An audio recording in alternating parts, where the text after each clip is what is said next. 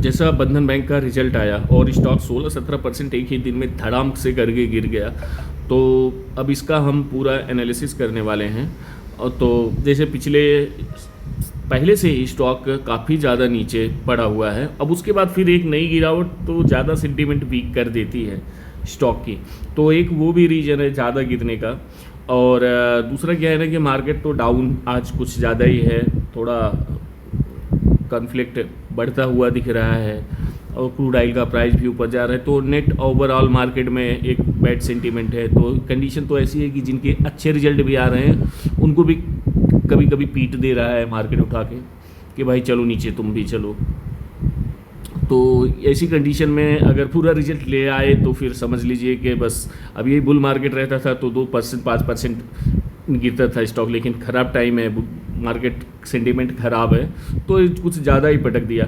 अब बैंक में जो प्रॉब्लम है इनके रिजल्ट में, अगर हम उसकी बात करें तो बैंक ने लोन तो ज़्यादा दिया, जैसे 16.5% लोन ग्रोथ है इनकी पिछले साल के कंपेयर करें तो यह अच्छी बात है, लेकिन जो पैसा बैंक कमा रहा है लोन देकर उसका प्रॉफिट घट रहा है। मतलब कि कॉस्ट ऑफ इनकम जो बोलते हैं का मतलब कि हर एक 100 रुपये पे जो पैसा 100 रुपये की कमाई पे जितना खर्चा करती है कंपनी, तो उसको एक्सपेंसेस कंपनी के ज़्यादा बढ़ गए हैं। पिछले साल से लगभग 18-18.5% उसके एक्सपेंसेस बढ़ गए हैं, तो उसकी वजह से उनके पेट पे प्रॉब्लम असर आ रहा है।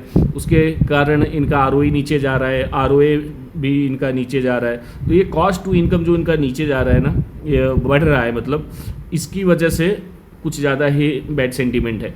और उसके अलावा अभी देखिए कॉस्ट इनकम की अगर मैं बात करूं तो लगभग ये अभी करंट में 61% है, मतलब 100 रुपये कमाने के लिए लगभग 61.5 रुपये उसका ऑपरेटिंग एक्सपेंस जा रहा है। जैसे रेंट हो गया, उसके बाद सैलरी हो गई, लोगों की जो एक्सपेंस होता है वो सारी चीज़ें, उसमें लगभग 100 रुपये में 61.5 रुपये अभी जा रहा है, बाकी पैसा उनको कमाई में आ रहा है। लेकिन ये पहले सिर्फ 52 रुपये था, ये 52 रुपये से सीधा 61.5 हो गया ना, तो ये काफ़ी बड़ा नंबर होता है।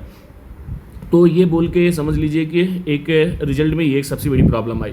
और दूसरी प्रॉब्लम भी है उसमें कि लोग अपना पैसा बैंक में रखते हैं तो बैंक को कम मतलब सस्ते रेट पे पैसा मिलता है, जिसको वो अच्छे से लोन देके बढ़िया इंटरेस्ट मार्जिन ले कमाती है, वहाँ भी प्रॉब्लम आ रही है। और ऐसा इसमें नहीं है, इसमें आईसीआईसीआई का भी रिजल्ट आया, एचडीएफसी को भी मार्केट ने उठा के पटका इतना ज़ोर से। प्रॉब्लम पूरा ओवरऑल सेक्टर में है, बैंकिंग सेक्टर में, कि लोग पैसा बैंक में ले के नहीं आ रहे हैं। उसके पीछे 2-3 रीज़न है।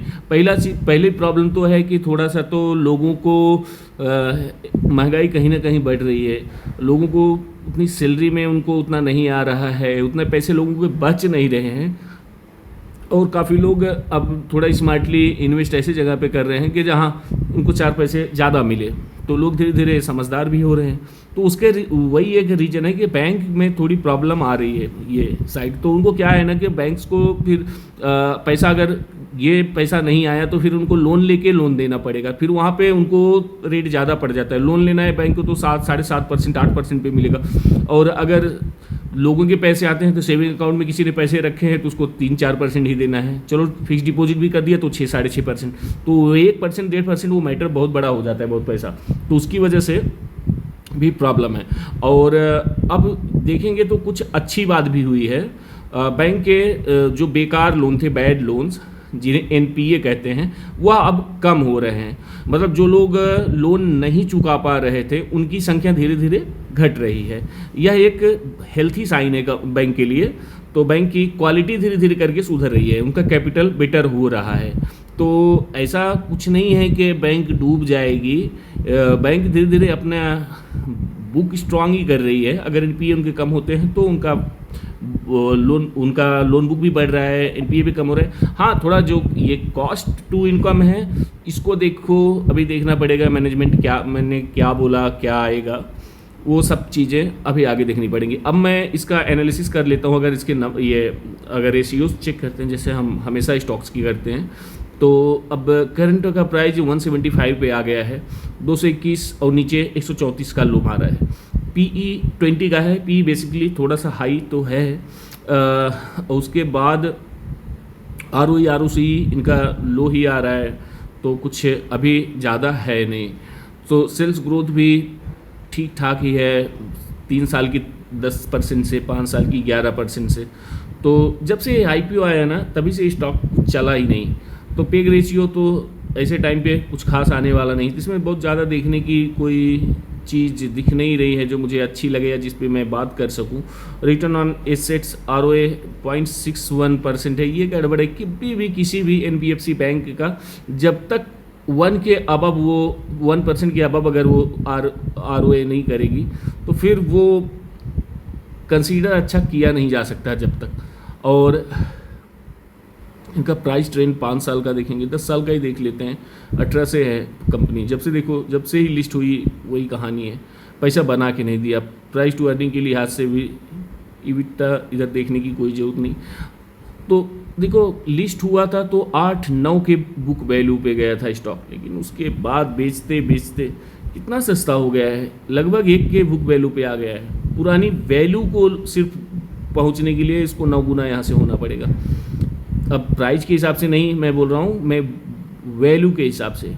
तो मतलब कंपनी जो प्रीमियम देती थी धीरे धीरे धीरे करके कंपनी का प्रीमियम कम हो गया। तो ये एक अच्छी बात है कि कंपनी 1-1.5 के बुक वैल्यू पे बिक रही है, कि कंपनी का जितना वैल्यूएशन है लगभग उस रेट पे आ गई है। बैंक पूरी अपने वैल्यूएशन को, आपको समझ लीजिए अगर आपको एक बैंक खोलना है तो आपको दुनिया भर के खर्चे होंगे, इतनी जल्दी लाइसेंस नहीं मिलेगा, सब कुछ ये सब करके आपको पूरा, फिर भी अगर आपको बैंक कम पे मिल रहा है, 1 के बुक वैल्यू के लगभग मिल रहा है और प्राइवेट बैंक है तो बेटर ही है, मैं ऐसा नहीं कहूँगा। लेकिन देखना पड़ेगा आगे चल के चीज़ें कैसी होती हैं। तो अगर इनका धीरे धीरे करके इनका अगर ये उनका मार्जिन जो है ना ये थोड़ा सा सुधरता है, ये बेटर हो जाएगा, तो मैं भी धीरे धीरे करके ये स्टॉक अपने लेवल पे आ जाएगा। देखिए अब इनका कंटिन्यू इनका ग्रॉस NPA स्टार्टिंग से काफ़ी हाई था, जो धीरे धीरे धीरे करके ना ये देखिए ग्रॉस NPA एक बार अगर कंपनी बैंक का सुधरा ना तो धीरे धीरे करके ये बाद में फिर अपना कॉस्ट टू इनकम भी बेटर कर लेंगे, क्योंकि ये सबसे बड़ी प्रॉब्लम होती है जो बैड लोन्स होते हैं। और ग्रॉस NPA के हिसाब से नेट NPA इनका बहुत कम करके रखा है इन्होंने, उतना ज़्यादा प्रोविज़न नहीं रहेगा इनके पास। तो ये थोड़ा सा इशू है, प्रेशर रखता है इसकी वजह से।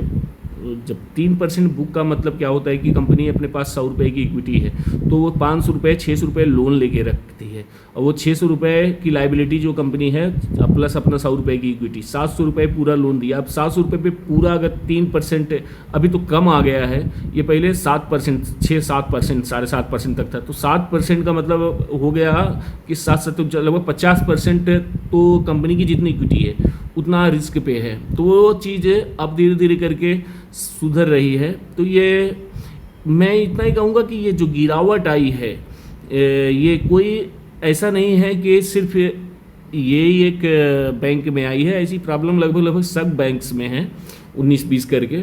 तो अभी थोड़ा वेट करके स्टॉक को थोड़ा नॉर्मलाइज होना पड़ेगा, मतलब प्राइस एक जगह कंसोलिडेट करे तो उसके बाद फिर आगे की कॉल ली जा सकती है। तो मुझे कुछ ज़्यादा इतना गड़बड़ नहीं लग रहा जितना मार्केट ने पटक दिया है। अगर आपके पास होल्डिंग है तो मैं ये कहूँगा थोड़ा नीचे आने के बाद आप हो सकता है आप सोच सकते हैं ऐड करने के लिए, लेकिन अब 16-17% के बाद गिरना, ये नहीं मैं बोल रहा हूँ कि यहाँ से और 10% 15% नहीं गिर सकता है, गिर सकता है, लेकिन इतना यार नहीं पीटना था स्टॉक को जितना पीट दिया। तो मेरा अपना ओपिनियन मैंने दे दिया है। आपका जो कुछ क्वेरी है, कुछ पूछना है तो आप मुझसे पूछ सकते हैं, मैं आंसर करूँगा। Thank you.